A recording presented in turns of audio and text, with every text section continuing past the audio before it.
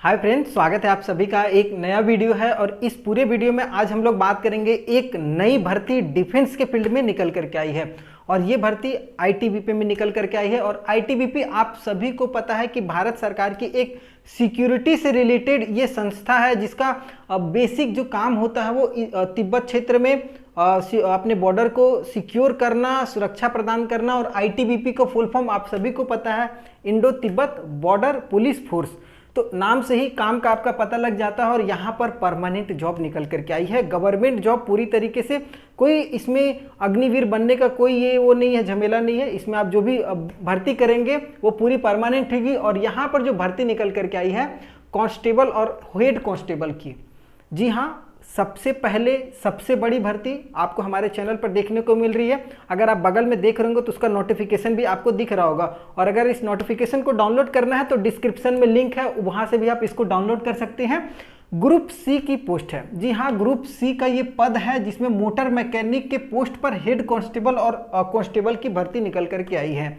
समझ लीजिएगा, motor mechanic.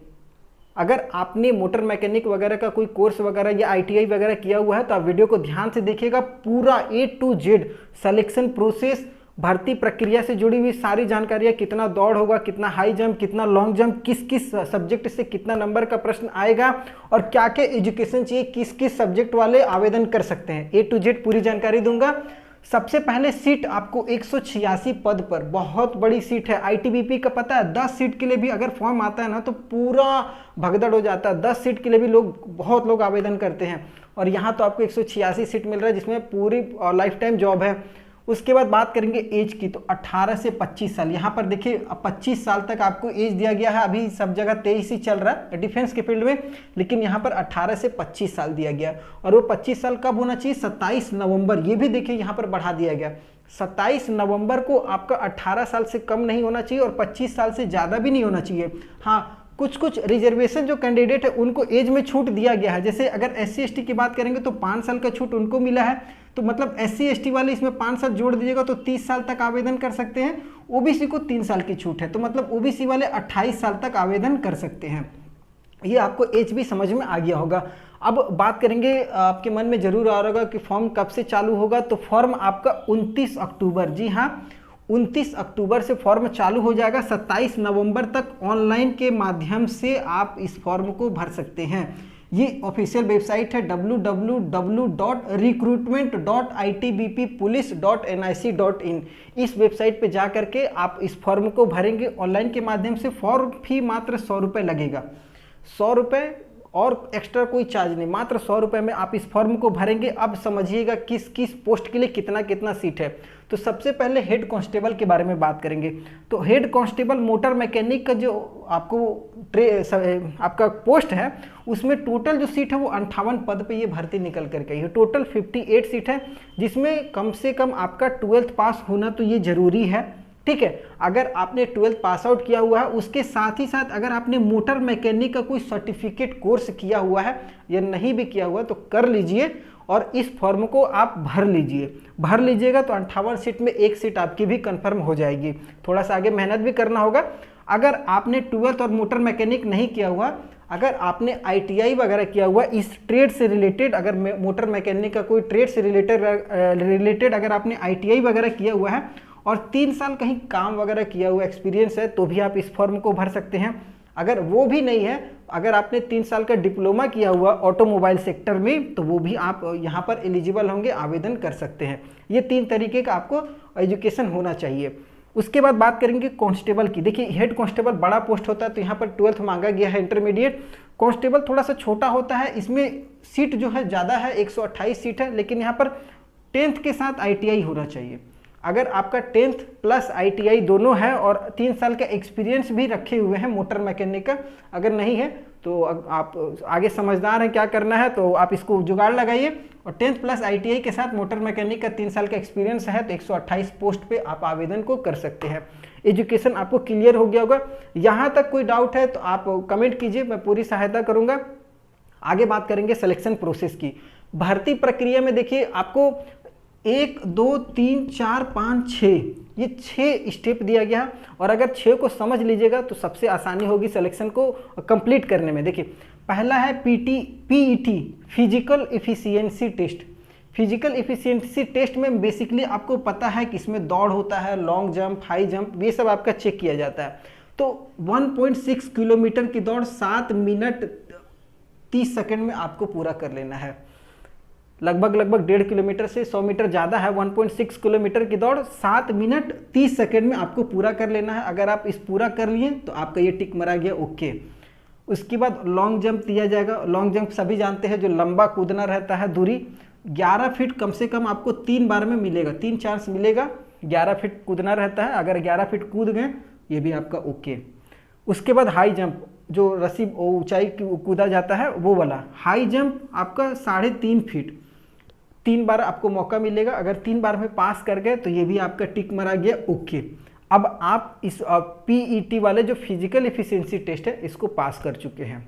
देखिए आपको पहले यही होगा, फिजिकल होगा, फिजिकल एफिशिएंसी टेस्ट होगा, रिटन वगैरह बाद में आएगा। उसके बाद आपका पीएसटी होगा। पीएसटी में फिजिकल स्टैंडर्ड टेस्ट, मतलब आपका हाइट, चेस्ट वगैरह नापा जाएगा। तो हाइट कम से कम 170 सेंटीमीटर होनी चाहिए, 170 सेंटीमीटर हाइट होनी चाहिए जनरल ओबीसी ईडब्ल्यूएस के लिए। और उनका चेस्ट जो है कम से कम 80 से 85 सेंटीमीटर आपका चेस्ट होना चाहिए, सेंटीमीटर में, जी हाँ सेंटीमीटर में 80 से 85, 5 सेंटीमीटर का फुलाव होना चाहिए।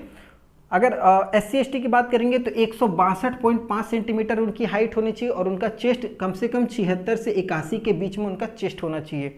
ठीक है, ये आप समझ गए होंगे। अगर आप पीईटी और पीएसटी दोनों क्वालिफाई कर सकते हैं, इतना तो आपको अपने पता होगा कि हम इतना कर सकते हैं कि नहीं कर सकते, ये आपके हाथ में है। ये तैयारी करने की जरूरत नहीं है क्योंकि ये तैयारी आप ऑलरेडी कर चुके हैं, तो ये आपके हाथ में है। अगर आपको ये क्लियर है कि हाँ हम इस चीज़ को क्वालिफाई कर जाते हैं और एजुकेशन मेरा है, तो आप इस फॉर्म को भरिए। एक सीट 186 में से एक सीट आपकी होगी ही होगी, 185 सीट बचेगी, अदर को फाइट करने दीजिए। ठीक है, आगे बात करेंगे। अगर आप इतना एलिजिबिलिटी रखते हैं तो बस रिटन एग्जाम है, और आप सभी को पता है कि डिफेंस में बहुत बड़ा एग्जाम नहीं लिया जाता है, ग्रुप डी का कंपटीशन नहीं होता है। यहाँ पर वही बच्चे रिटन में आते हैं जो क्रीम होते हैं, जो छट करके सेलेक्ट होते हैं। अगर 186 की बात करेंगे तो इसमें मुश्किल से 300 से 400 या 500 या 5000 जाएंगे रिटन में। अब इसमें आपको एक सीट क्वालिफाई करना, थोड़ा सा तैयारी कीजिएगा। अगर मैं बात करूंगा रिटन में तो आपको देखिए 2 टाइप का आपका रिटन हो जाएगा। एक आपका नॉर्मल जो हम लोग तैयारी करते हैं, मैथ, जीके, हिंदी, इंग्लिश और ट्रेड से रिलेटेड, इसमें आपको 50 क्वेश्चन देखने को मिलेगा। और उसके बाद एक स्किल टेस्ट होता है, उसमें 50 क्वेश्चन, मतलब 100 नंबर का आपका रिटन होगा। अब रिटन में समझिएगा जो पहला 50 नंबर है वो कैसा होगा। उसमें आपको जीके से 10 क्वेश्चन मिलेगा 10 नंबर का, ठीक है, हर क्वेश्चन 1-1 नंबर। मैथ में 5 क्वेश्चन 5 नंबर, हिंदी में 10 क्वेश्चन 10 नंबर, इंग्लिश में 10 क्वेश्चन 10 नंबर, और आपका ट्रेड से रिलेटेड 15 क्वेश्चन रहेगा। अब देखिए यहाँ पर तैयारी कैसे करना है।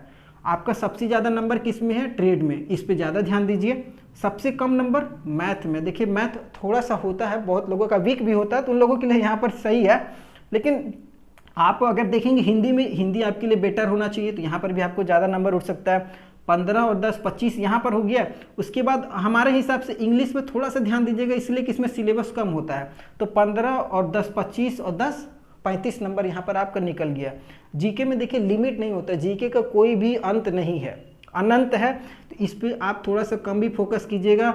और मैथ तो आप थोड़ा मोड़ा कर ही लीजिएगा। 50 नंबर में कम से कम 35% लाना होगा। 15 नंबर में अगर आप लेकर के आइएगा तो क्वालिफाई कर लीजिएगा। तो केवल क्वालिफाई करने से काम नहीं चलेगा 50 में, ठीक है, कम से कम मेरिट में आने के लिए 25 के ऊपर रहिए, तब ना।